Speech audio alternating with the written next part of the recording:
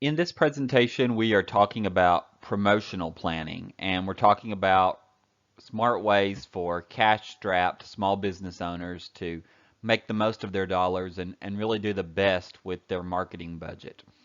The marketing function is extremely important for small business owners because, especially when you're new, the rapid acquisition of customers is just vital.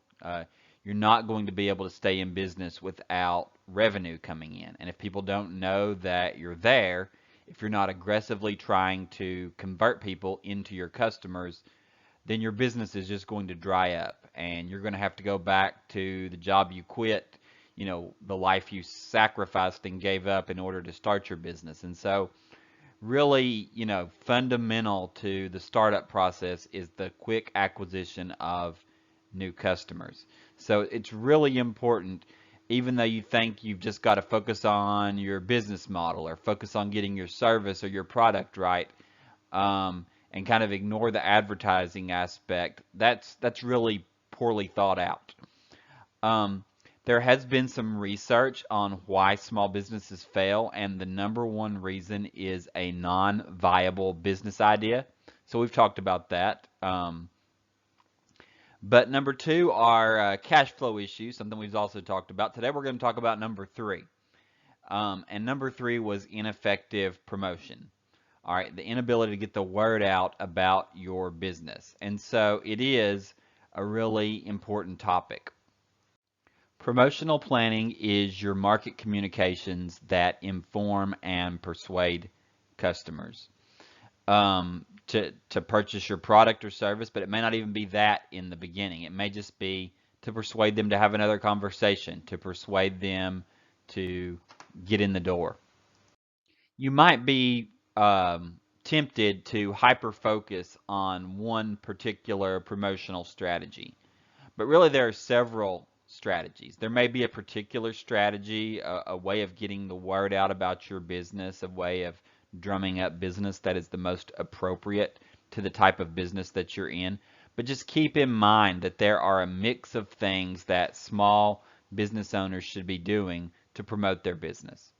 And so the promotional mix is just the blend of non-personal, personal, and special forms of communication techniques that are aimed at the target market. And so here we have things like personal selling. So there are certain types of products and services where personal selling would be the main place where you would want to put your resources and your energy. Second, advertising. Advertising is something that I'm going to be talking a lot about today.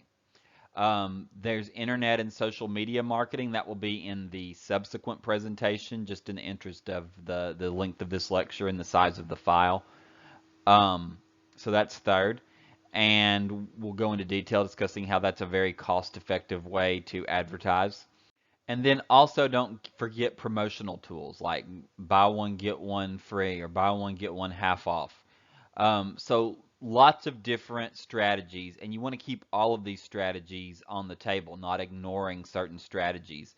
It tends to be more optimal to have a mix instead of going just all in with internet and social media, but to really have an understanding of the different array of options at your disposal and using them in combination to reinforce each other, right? Using your paid ads and word of mouth to get the word out about sales promotions that you may be having.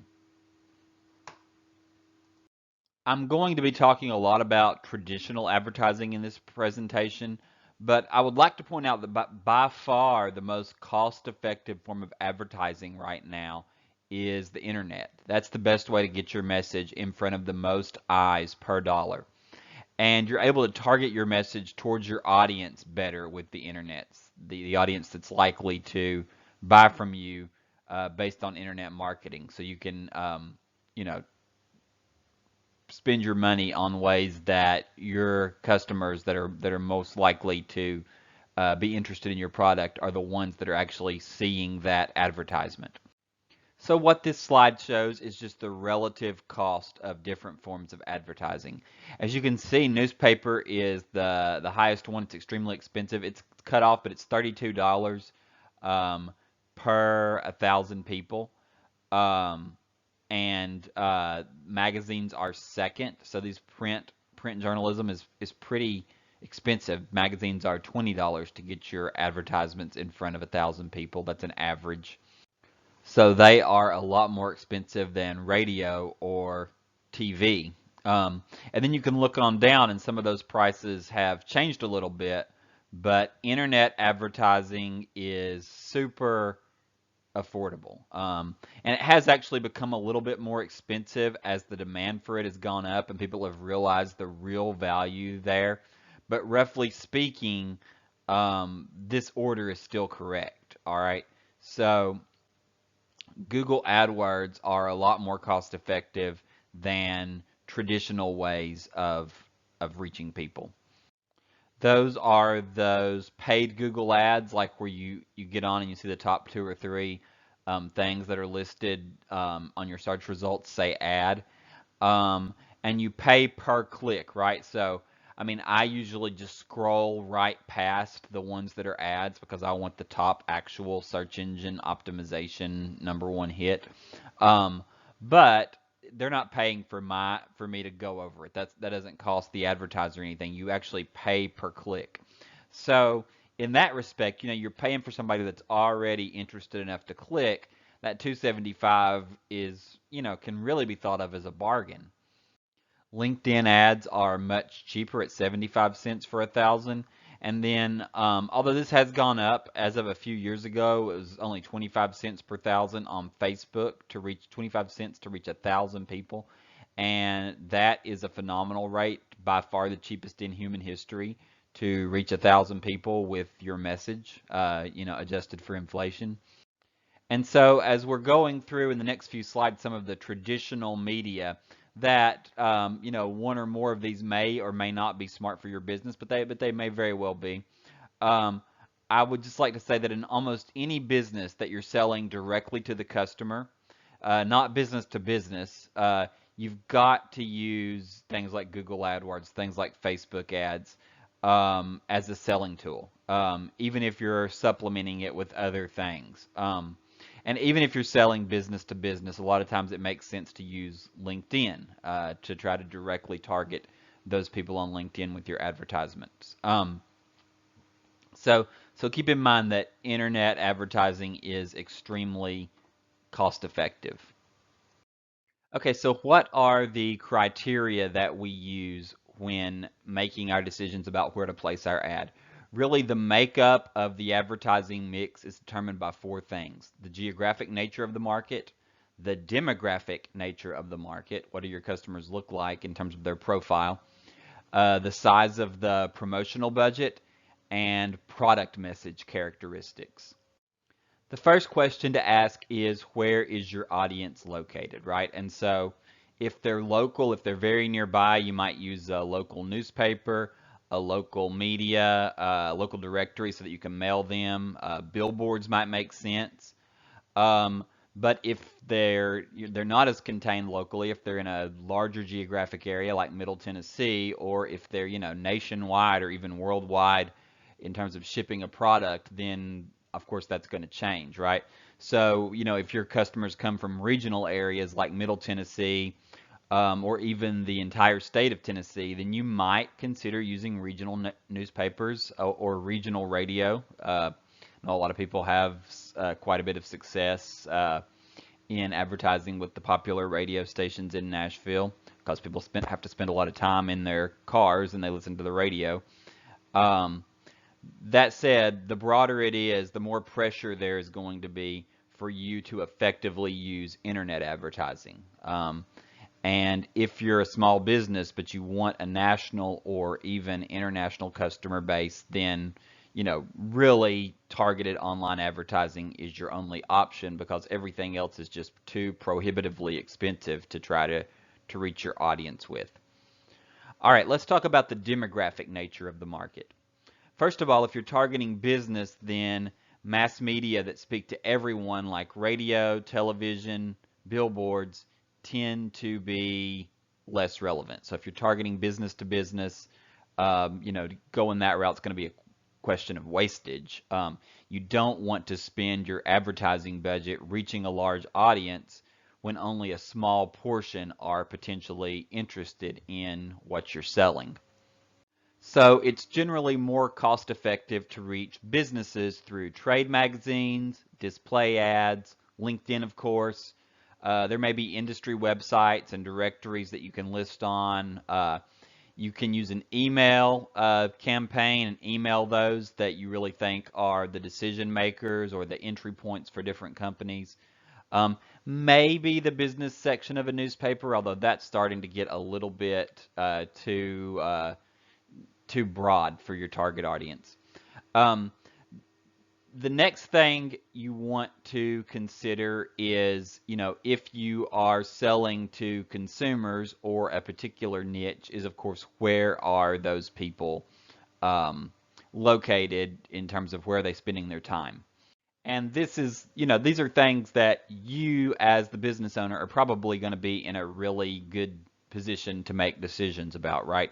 You are going to understand your customers, their behavior quite a bit. If you don't feel like you have a good intuition for where your customers are, or exactly, you want to be more scientific about it and really narrow down where you should get the most bang for your buck.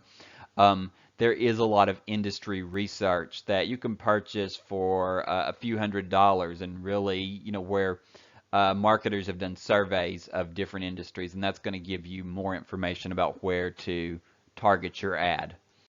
Now, a lot of businesses are going to be a very broad demographic, and you're not going to have to be so specialized. Again, this is kind of for you to know, but um, you want to be as focused as you possibly can be with your advertising, right? So if you can reach, let's say, 5,000 customers in a potential news outlet, um, but like only 8 or 9,000 people read that, and you're still going to reach 5,000 of your customers, chances are the advertising in that is not going to be super expensive. Whereas if you're paying for a big radio ad or local TV ad, and you're getting your ad in front of maybe potentially hundreds of thousands of people or tens of thousands of people, then at that point, you know, you you really are going to be paying a lot of money, and the percentage that you're reaching, because it's such a broad audience, probably won't be as great, right? The ones that are actually potentially your customers. And so you want to go to those places, even though there may be less customers in a place than in another place, where you have a higher concentration of your customers, because you're going to get the most bang for your buck. So you want to think about the demographic nature of your target market. Where are they platform-wise, media-wise? Where are, what are their interests? What are they reading? What are they listening to? What are they watching? Um, what websites are they visiting? Those are going to be the places to target your ads. And, you know, that's very business specific. All right. The next thing to consider is your budget. All right. So the size of your promotional budget, right? So a national TV campaign may make a lot of sense, right? It may be just perfect for what you're trying to do. But that doesn't mean you can afford it, right? You may simply need to find less costly alternatives. Um, I know back in around the year 2000, when the internet was just really starting to, just go be massive, where tons and tons of people had it. In the Super Bowl, there were all these startups that wasted millions of dollars creating these Super Bowl ads, and they really didn't have any business doing it. In fact, if you do some reading on that and you look at the 1999 and 2000 dot-com companies that did Super Bowl ads, you'll see a lot of them that eventually flopped. And they should have been using that money, that precious money, not going huge on advertising, but by building up the fundamentals of their company, right? Making sure that their product and service created a lot of value for customers. I'm not saying they should have ignored advertising, but they didn't have the budget to go that big, and so they were soon bankrupt by those type of decisions. One thing that you should realize is that advertising follows an exponential curve. What do I mean by that? Well, it costs twice as much to reach 90% of your customers as it does to reach 70%. So it costs a lot of extra advertising money to reach that next 20%. And, trying to reach that extra 20% may not be worth it. And maybe it might even cost half as much as the 70% to reach 50%. And so at that point, if you can get half of your audience on a shoestring for what you could get 90% of your audience, then it makes sense to, um, really go after the low-hanging fruit in terms of customer base. The most bang for your buck, again, is going to be internet advertising, Facebook advertising, all of the social media platforms. And you're probably aware, but even the internet ads can be geographically targeted, right? So I can run an ad, a Google ad that's only running in the Nashville market or the Greater Tennessee market. Rather than, nationwide. If your customers are dispersed geographically, but they're very much a niche in terms of their interest, internet advertising is always going to be the way in terms of your promotional budget. You're just going to get tons and tons of bang for your buck in that way. All right. Last but not least, the product message characteristics are extremely important. The question is, what do you need your advertising to do? Every media has unique creative strengths, and understanding how these attributes relate to your business will help determine which media you want to choose. Let's say you sell household cleaning products. TV will let you fully demonstrate how it removes the ugly bathroom mold. Same with internet videos, right? You run a video through a Facebook ad to do that. If you think about, these aren't as common anymore, but there used to be lots and lots of before and after commercials, and I think they're still effective. If you think of the typical before and after commercial, that would be a great place for a TV ad. So these rich media, rich meaning you can convey a lot of content and really show rather than just tell about your product, can be the way to go for in-depth products. All right. How about publishing a 50% off sale? Well, in this case, there's not that much information that needs to go out there. People might have already know what it is you do, or it's very intuitively obvious what you sell from the message. And in that case, you're going to use things, short messages like newspapers, online display ads. You can convey that specific information really quickly. Radio, on the other hand, lets you repeat your message more times and also instill a real sense of urgency. It's been shown that people are more easily persuaded by oral communication than by visual communication if it's done effectively. The key takeaway here is that you want to think about your product or service characteristics or the message you're trying to present to others and decide, okay, what's the best way for me to make my case, to present my message, to get it out there? Usually the more complex or in-depth thing that you're trying to sell, or the more expensive it is, the more need there is for your advertising to really convey a rich message with lots of visuals and probably video with maybe lots of demonstrations. And if you're at a low price point and it's really easy to understand what it is that you're doing, then maybe a one sentence message will do it, and you don't want to overpay. Obviously, you don't need video to show that. All right, let's get a little bit more specific. What I want you to do is think about a business. It can be the one that you've already talked about in class activities or discussion board or homework. And as we go through these different media, think about the pros and cons and whether it makes sense for that business that you're kind of your focal for this semester. This slide and the next one have 6 traditional media options, and then we'll move on and talk about social media to think about what makes the most sense for the business that you're looking at. The pros of newspapers, first of all, are a specific geographic area and a fast lead time. I probably can't get my stuff in the newspaper for tomorrow, but I probably can the day after tomorrow. That said, not many people are using newspapers anymore. They're expensive. They're an older demographic. Basically, one or two people read a newspaper and then it's thrown away. Um, but a lot of times with newspapers, you'll have the option of the online version of the newspaper, and you'll get the same advertisement and similar advertising placement. They try to make it as analogous as they can to where it would have presented in the print version of the paper. Um, and price per eye tends to be cheaper for the online as well. But they're pretty expensive. Keep in mind that you are paying per customer. And so yeah, it may be that you need to reach your entire audience, but if your audience, really coincides with people that read the paper, it still makes sense to use it. You're paying per set of eyes to get the message in front of them. And so I'm not going to say that it never makes sense to use a newspaper, even in 2020, just because they're declining in usage. You're paying per person. So you're paying less now than you would, maybe 20 or 30 years ago to get your ad in the newspaper.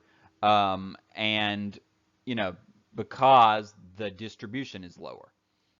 The chances are that because newspaper usage is waning, that people that actually do get the newspaper are more likely to read them than 25 years ago when everybody got the newspaper and maybe you ignored it half the time. And so there's really no reason to think that, newspaper is just a waste of time. As long as, if you've got an older demographic that, religiously reads the newspaper, it may make sense. All right, let's move on. Magazines. The pros of magazines are that you can put together a really visually appealing ad. Magazines also have a very long shelf time. A lot of people, shelf life, a lot of times people view the same magazine, right? Several different people will view the same magazine, like if it's at a doctor's office. And with the magazine, you can target a specific demographic that is interested in that magazine that would also likely be interested in your product or service. And just like with newspapers, there's an online version of most magazines, and that's what's going on in the simulation. In the bike simulation that you guys have already been exposed to, you've got that online version of each of those magazines that you selected for your ads. Cons of magazines, there is a long-term commitment there. You at the very least have to book in advance, and it's going to be at least a month before you run the ad in the magazine, because the magazine only runs once per month. But a lot of times magazines are going to make you sign up for a whole year's worth of advertising, and so you're biting off a lot of times a big chunk with magazines in comparison to newspapers. Okay, so keep thinking about that business that you're analyzing. Do newspapers make sense? Do magazines make sense? Third, does mail make sense? Um, Mail is extremely expensive. It is the most expensive. It's more expensive even than newspapers. If you think about mailing one advertisement out, the cost of postage per person is pretty darn high. And that's in addition to printing out the actual message that you want. And that's in comparison to all the other ways of getting your message in front of people's eyes. It's just a lot per person. And a lot of times people toss it out as junk mail. And so there are some real cons there. What I would say with mail is you want to be very specific about who you're targeting. You don't want to try to like blanket a whole city over the course of a year.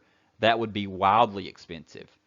Um, but if you can get a list of specific customers, if the chances of converting one of those customers into an actual sale is relatively high because of who that customer is, and if your sales price of what you're trying to sell is pretty high, then if all those things line up, then mail can make a lot of sense.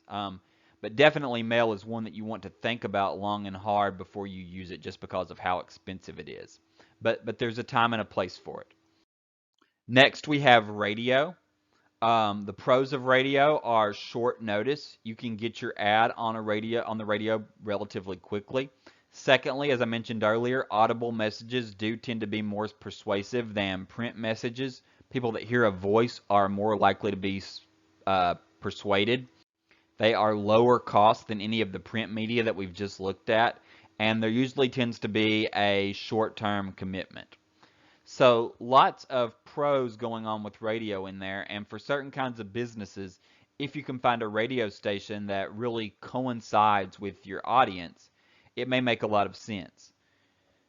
Cons though, there's no visual treatment there, and that's bad for physical products. And so services are more likely to want to advertise on the radio.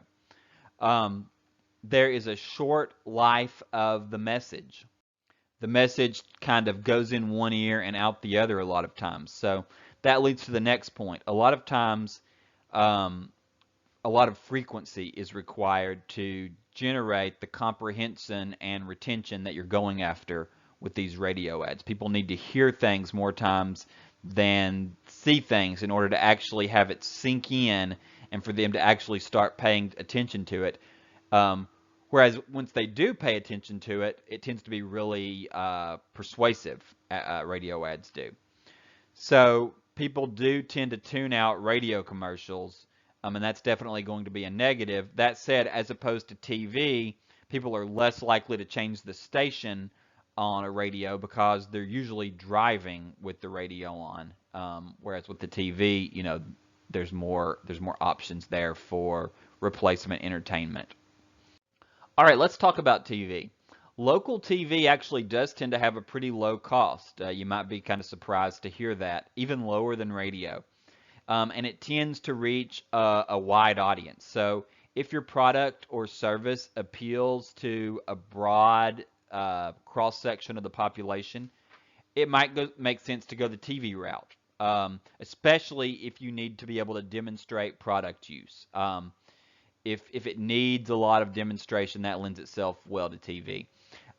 If you have a clever way of advertising, if you can entertain people in some way, that tends to stick with the customer. TV makes sense. It is possible to be too entertaining where they forget what it is you're advertising. Just remember the entertainment value of the ad. But that's a line that's difficult to cross unless you're really an entertaining. You've really got an entertaining message. The flip side of a wide audience is that you don't have much demographic selectivity. So if you've got a niche audience that you're after, TV's probably not for you. That said, you can pick what show you're putting your commercial on, and so that helps. Second con, long lead times are required for production. You've got to figure it all out. You've got to write your commercial. You've got to find actors. You've got to direct it. You've got to produce it. You've got to get that submitted. There's a lot going on. So if you decide to say, hey, I want to put an ad on TV next week, and you haven't started it at all, well, that's not going to happen for you. You need a different advertising choice. Higher costs of production. It costs a lot to do it. You have to spend a lot on ads to make them pay off because attention to TV ads are declining. So people can just hit the previous channel button for very quickly. And even if you're streaming, it's very easy to change the channel. Last but not least are billboards. Some pros. Every time somebody passes it, that's a potential repeat of the ad. You also have a lot of geographic selectivity, right? So the billboards are only viewed by generally the community that you're in. So if you put those on a big highway in your city, most of the eyeballs that are going to see those things tend to be local or regional. And so you have geographic selectivity, which may be what you're really after. A lot of restaurants tend to advertise with billboards because they want to get that message to local sets of eyes.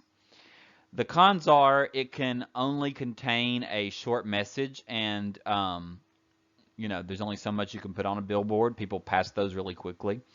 There's also very little demographic selectivity. Basically, if you're out and about, you view it. And so you, the small business owner, are paying for all of that. And so you're competing with people that don't want demographic selectivity. A lot of times with small businesses, most of what you're trying to sell is going to be pretty niche in terms of the kind of customer that you're after. And you want to choose media that can better target a niche rather than a billboard. This slide is an exercise for you to go through. These are 6 of the most popular types of small businesses in the state of Tennessee. And what I'd like for you to do is think about these different businesses and what you would choose to advertise for these businesses. And as you do that, think about your criteria, right? The geographic nature of the market, the demographic nature of the market, the size of your promotional budget if you're that type of business, and your product's characteristics. If you had owned one of these small businesses, what would you do? How would you advertise based on these 4 criteria? Just a word about the frequency of advertising for maximum effectiveness. Your advertisements should roll out regularly. You don't just advertise for a couple of weeks and then completely drop it and say, okay, I've done my advertising. You want your advertising to be at regular intervals. And so when you think about your advertising budget, you don't want to blow it all at the same time. That said, there are some times when you want to have a big advertising push, when you want to spend more. When you're launching your business, that's a good time to have a big advertising push. When you're trying to introduce new products and services or introduce new uses of established products, you might want to have an advertising push where you put more emphasis on what it is you're doing. So especially if you're already a known commodity in terms of your business, if you've got a good reputation and now you're doing something new, it might be a good time to kick up the advertising a bit. So the takeaway here is that in general, advertise regularly for effectiveness, but then advertise in short, large bursts when there's a new message that you need to get out there. If you can afford it, if your marketing budget will allow it, then going with an agency may be a great choice for you. Marketing agencies are not as expensive as you might think. They've got expertise in marketing.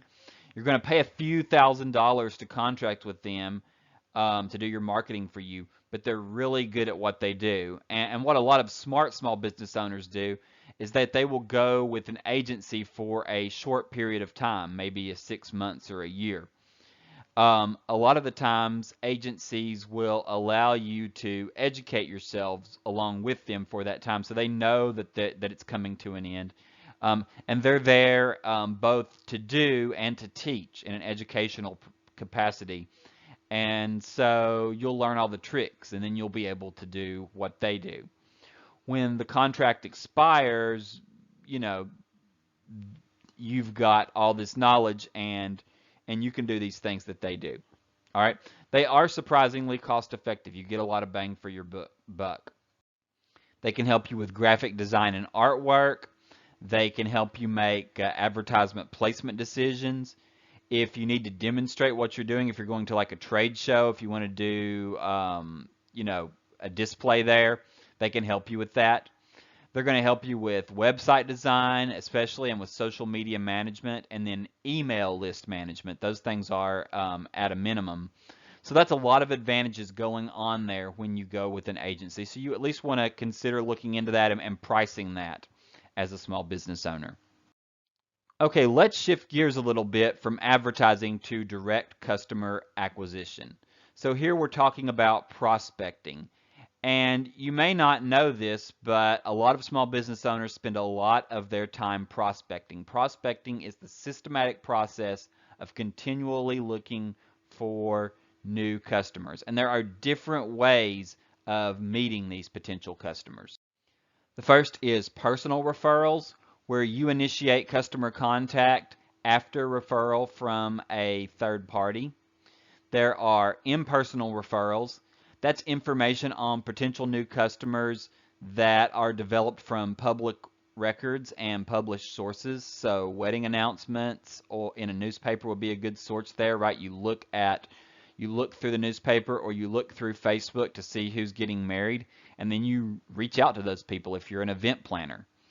There are marketer initiated contacts, so you use a marketing agency or you yourself can conduct some market surveys in order to identify prospects.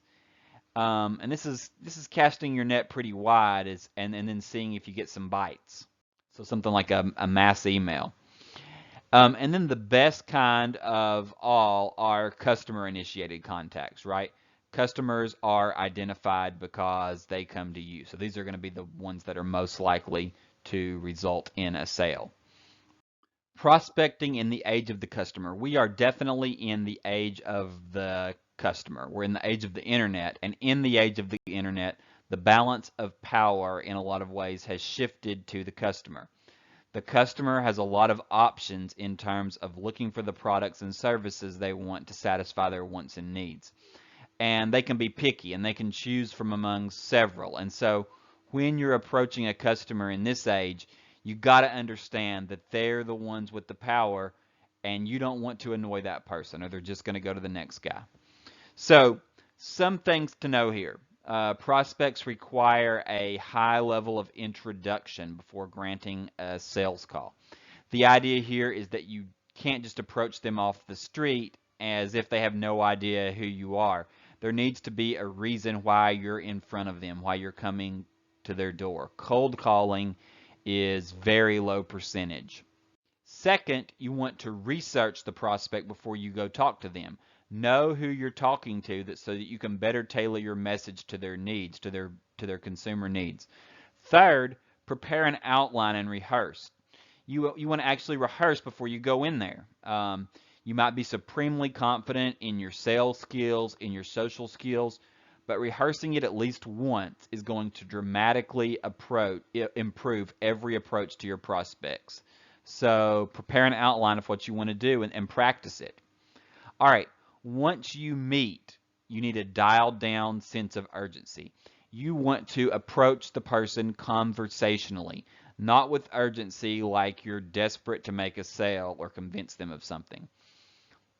Whenever there's an over-the-top sales approach, it really turns people off. I've had people try to sell me a few things lately: mattresses, home security systems, and they've asked me things like how much I love my family in terms of the home security. And my wife and I kind of had different needs in terms of what we wanted for a mattress. And when my wife walked off to do something, I think my kid was raising a ruckus. The salesman said to me, how much do you love your wife? Don't you think you should sacrifice? And I was like, well, maybe I will, but I'm not going to do it with you, the person who's trying to make a sale in this way. I may end up making those purchases, but I'm not going to go with people that have that over-the-top sales approach personally. So a dialed down sense of urgency. Second, with competitiveness assumed, you've got a good reason to be in front of that reason, then there's a good sense that they may purchase from you. Being relevant in those situations is the new differentiator. So what does that mean?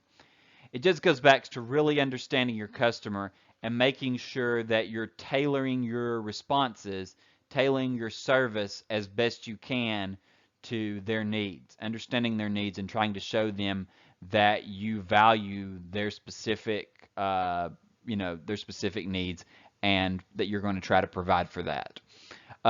Number three, contribute first, contract second. If you can make some kind of contribution before you actually make the sale, you're more likely to make a sale later. So maybe provide something for free. Number four, get to the point. You want to make clear early on why it is you're there so you don't lose their interest.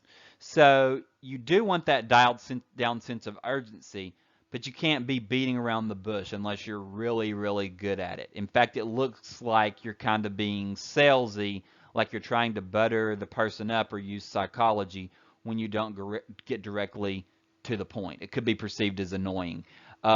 In other places, you have to spend that time. In other countries, a lot of places around the world, you would need to spend that time establishing a relationship before you even think about talking about the sale.